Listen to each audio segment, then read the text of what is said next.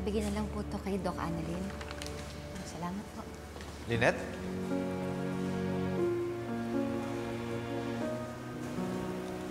Lynette, pasensya ka na sa inasal ko kanina. Nadala lang ako sa selos at pag-aalala. Pasensya na rin sa mga nasabi ko. Sorry kung di ako nakasipot. Naipit lang talaga ako kay na Harry. About kay Harry. May gusto sana ako sabihin sa'yo tungkol sa kanya. Ano yun? Huwag ka masyado magtiwala sa kanya. Bakit? Tita Lynette, Harry, uwi na po kayo? Sabay na tayo. Eksakto, nandito siya. Bakit hindi natin siya tanungin? Po? Wala ka bang gustong sabihin kay Lynette? Tungkol sa plano niyo ng daddy niyo? Teka, anong plano?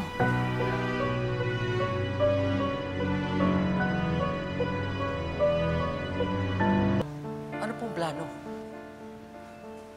Come on, Harry. Narinig ko kayo magkausap ng lawyer mo. Pinag-uusapan niyo kung paano hindi mapupunta sa kulungan ang daddy mo. Teka, sandali. Totoo ba to, Harry? Yes, Tita Lynette. Hindi ko po i-deny na ayoko po siyang makulong. Kasi in a few days, madi-discharge na siya and I don't want him to end up in jail. Hindi ka ba nahiya kay Lynette tsaka kay Annalyn? Hindi mo inisip ang tita Irene mo? Carlos is a criminal and he deserves to rot in jail. I agree, Tito. Dapat po siyang makulong. But not in his condition. Mamamatay lang po siya sa kulungan. And I won't let that happen. Kaya nga po gusto ko siyang madala sa mental institution. Siguro itong baliw-baliwan ni Carlos, gawa-gawa niyo lang, no? Para makatakas kayo sa batas. RJ, sandali. Dahan-dahan ka naman sa pananalita mo kay Harry. Huwag mo naman siyang isipan ng masama. Concern lang siya sa tatay niya. At saka isa pa, baka nakakalimutan mo. Si Harry ang nagligtas sa akin noon kay Carlos. Kaya lumalakas ang loob niya eh. Kasi kinakampihan mo eh. RJ, hindi. Alam ni Harry na hindi ko siya kinakampihan at hindi ko rin siya kinukonsente. Alam din ni Harry na gusto kong makulong ang tatay niya. Alam mo, sa totoo lang, ikaw ang walang alam. Puro ka nalang init ng ulo. Puro ka nalang haka-haka. Alam mo, RJ, mabuti pa. Umalis ka na lang muna, magpalamig ka. Bukas lang tayo mag-usap. Sige na.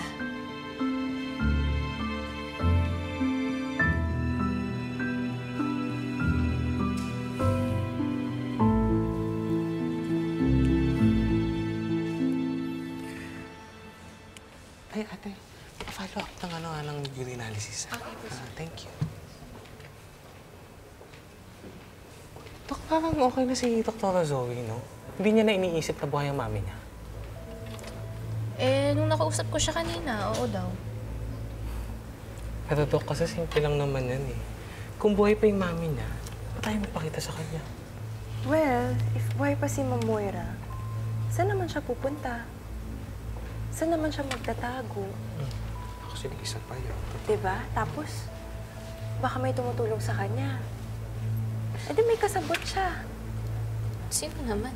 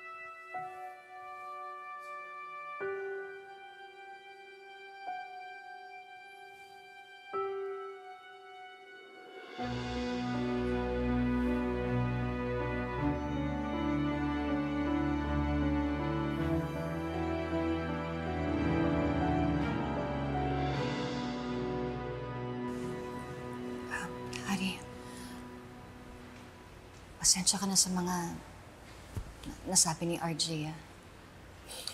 Tama naman po si Doc RJ. Dapat din yun na lang po siya pinagalitan.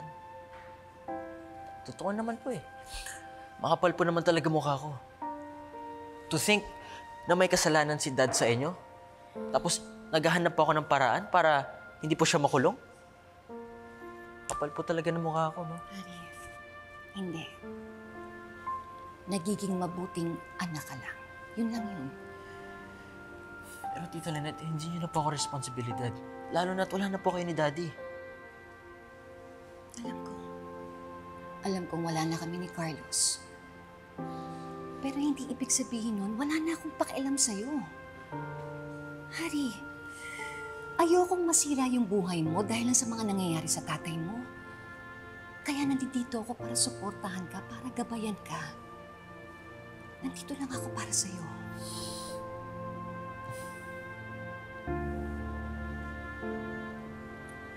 Tita Lynette, maraming salamat po ha. Dahil naiintindihan niyo yung desisyon ko. Pasensya po na nagkagulo po kayo ni Doc RJ dahil sa amin ng daddy ko. Hari, huwag mo nang isipin yan.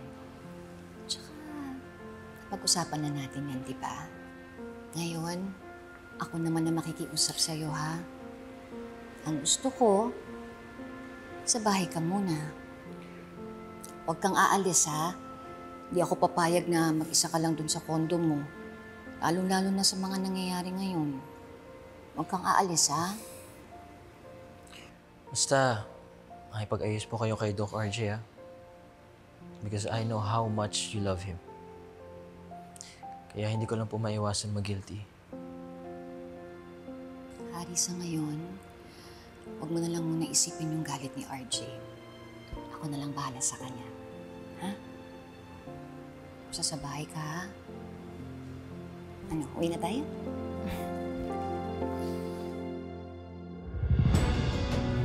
Tigilan mo na ako. Hindi kita tutulungan. Patahimikin mo na ako, Moira!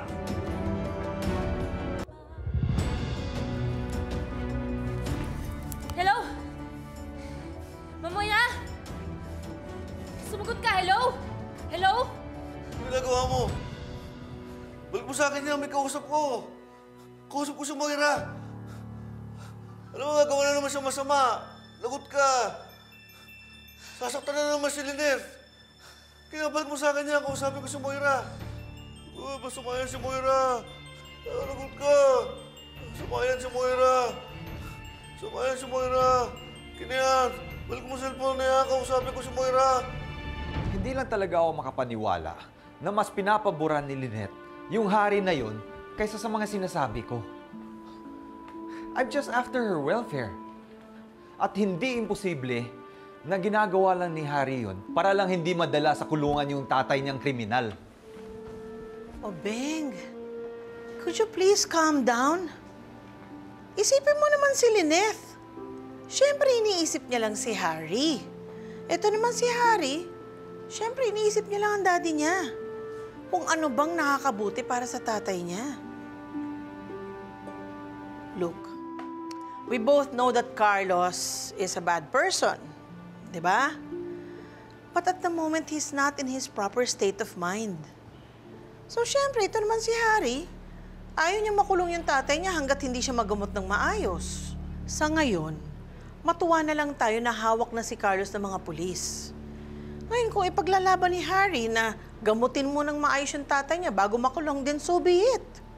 For as long as bayaran ni Carlos lahat ng kasalanan niya. Di ba? Sana nga. Sana nga totoong mentally unstable si Carlos at hindi lang niya ginagawa to para matakasan yung nagawa niya. O Beng, lahat naman yan dumadaan sa proseso. And I'm sure the court is going to come up with a decision that's good for everyone concerned. Katulad ng gagawin ko ngayon. Magbababa ako ng memo to suspend the residency of Zoe sa Apex. Ate, bakit mo gagawin yun? O Beng, alam mo ba na nahuli ni Dr. Prado si Zoe na lumalabas ng Lady CR na may kasunod na lalaki? Obviously, meron silang ginawa sa loob ng CR na hindi niya dapat ginawa.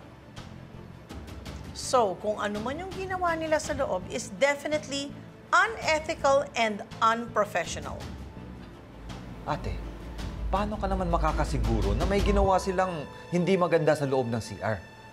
Oh, Beng, the mere fact na may lalaki siyang kasama sa ladies' CR, yun palang mali na eh. Eh, meron pang ginawa sa loob ng cubicle that even makes it worse. That's why I'm investigating it. Ngayon, una, bes na mapatunayan ko na meron silang ginawang hindi tama. I'm sorry, Obeng. Pero hindi nagagana ang tanyag card niya dito sa Apex. Ate, I'm begging you. Before ka gumawa ng aksyon na makakasira sa pamangkin mo, let me talk to Zoe. Let me handle this situation first. Obeng, I'm sorry. Please, ate. Okay, fine. Ikaw ang kumausap sa anak mo at disiplinahin mo ang anak mo.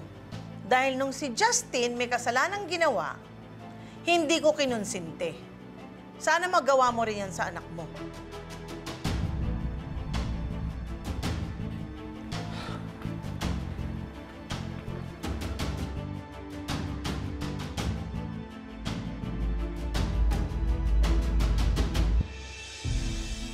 Sir, ba't naman po ganun? Bakit po napabayaan na may katabi pong cellphone si Doc Carlos? Di ba naka-hospital arrest po siya? Pasensya na po, Doc. Hindi na po namin napansin. Baka kung sino rin nakaiwan ng cellphone na to. Pasalamat na lang po tayo. Nung nakuha ko po yung cellphone, wala naman po pala siyang kausap. Baka nga nag-hallucinate siya nang dahil sa kondisyon niya. Pero paano na lang po kung may nadahil po siya? Lahat tayo malalagay sa peligro. Eh, Doc, sino pong tatawagan ni Dr. Benitez?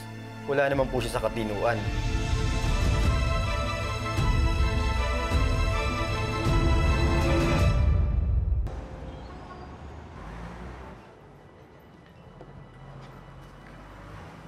Harry. Attorney, good morning. Morning. Pupo kayo.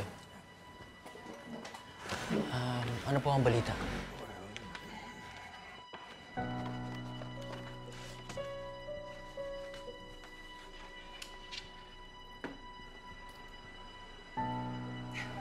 Mr. Benitez, na-dismiss na ang kasong murder na inahain ng pamilya ni Irene Benitez due to lack of evidence. Pinatay mo ba si Tita Irene? Oo. Napatay ko si Erin. I'm so sorry, Tita Irene. You were saying something? I mean, kung ganun po, ano po mangyari na sa dad ko? Well, mabuti at na-dismiss na yan ba? Bawas sa problema. Pero hindi pa rin off the hook ang father mo dahil meron pa rin kasong nakasampa sa kanya mula sa dati niyang asawa, si Miss Lynette Santos. I believe siya ang kumukukup sa iyo ngayon. And close kayo, tama? Yes, attorney. Bakit ho? I have an idea.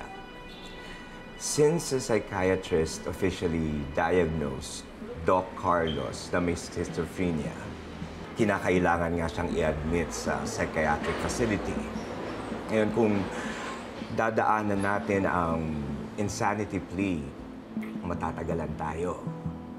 At pwede siyang madala sa kulungan after his hospital arrest at hindi yun makabubuti sa kanya. So, what are you suggesting? Bakit hindi mo nalang kausapin ng Tita Lynette mo na iurong ang demanda sa daddy mo? What? Pero, attorney... Hari, yun ang pinakamadaling paraan. Kapag nakumbinsin mo si Miss Santos na iurong ang demanda laban sa daddy mo, then wala nang kasong nakahain against your dad. And libre na kayong dalhin siya sa kahit anong psychiatric facility, kahit anong araw at oras kung gusto.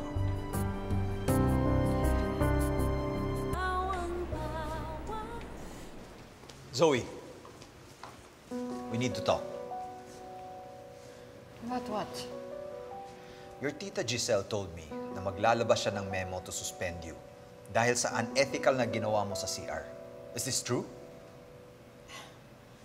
Dad, Obviously, sinisiraan na naman ako ni Tita Giselle. May nakakita sa'yo na may kasama kang lumalabas sa CR. Now tell me the truth. Oo na. Sige na, totoo na. May kasama nga ako sa cubicle. What were you thinking? Alam mo ba kung ano pwedeng mangyari sa'yo? Hindi mo ba naisip kung anong repercussion sa ginawa mo? Eh, ikaw, Dad. Naisip mo ba yung naramdaman ko noong mga panahon na yun? Hindi. Kasi masyado kang busy kala Annalyn at Tita Lynette. As if sila lang yung pamilya mo. As if sila lang yung apektado sa mga nangyari. Dad, I lost a mother. I was grieving alone. Kaya kung sino man yung kasama ko sa cubicle na yun, thankful ako sa kanya. Kasi kahit papaano, he tried to comfort me. He was there for me, easing my pain. Eh, ikaw, nasan ka noong mga panahon na yun? Pero mali pa rin yung ginawa mo. Sinisira mo yung karir mo at reputasyon mo dahil lang doon. At huwag mo gawing excuse ang pagluluksa mo para gumawa ng mali. So anong gusto mo? Tanggalin ako dito sa Apex? Sige, go ahead! Suportahan mo si Tita Giselle. Mas patunayan mo sa akin na wala kang pakialam sa akin. That's not true. Kung wala akong pakialam sa'yo, hindi na kita kinakausap. I'm trying to save you here para hindi masira at mawala lahat ng pinaghirapan mo. But you have to help me. Kailangan mo itong harapin ng maayos. Sino ba yung lalaking yun? Is he a doctor here? Is he your boyfriend?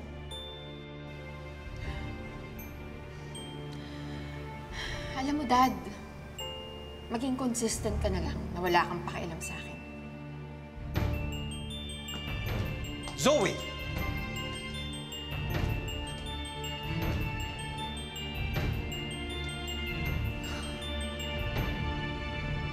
Have some coffee, Lynette. Salamat po. Ano bang ginagawa mo nga dito sa Apex? Dadaanan ko lang po si Annalyn. I heard nagkasagutan daw kayo ni Obeng dahil sa plano ni Harry para kay Carlos. O ba yun? Well, I hope you understand, Lynette, that my brother is just looking out for you. But, on the other hand, I totally get you too. You know, Lynette, you've been through a lot. And I think this time, you should really think about yourself. At the end of the day, wala naman kay Harry yung desisyon eh. At lalong wala naman sa kapatid ko. Nasa iyo pa rin. Maraming salamat po, Ma'am Giselle.